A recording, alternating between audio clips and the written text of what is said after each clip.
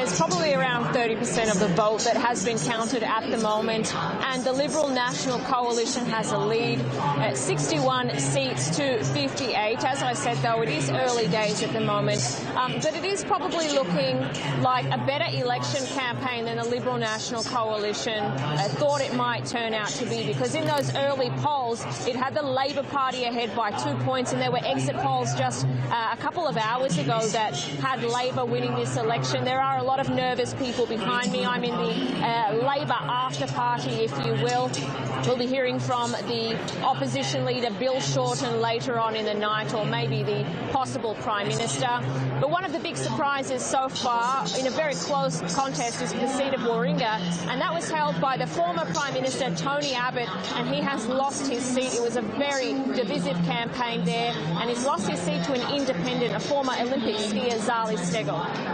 So some interesting results coming there at the moment. But let's just look at some of the issues Australians were voting on. Climate change has, of course, been a burning issue, so to speak. For many Australians, the country's just experienced one of its hottest summers on record. What are the major parties' views on doing more to combat climate change? Well, the United Nations says that Australia is failing to meet its targets under the Paris Agreement. There was a reduction in emissions by 2030. Now, the coalition seems to think everything is pretty much fine. It doesn't have a lot of policies when it comes to climate change, or the climate emergency, as everybody's calling it here now. They don't have a whole heap of policies.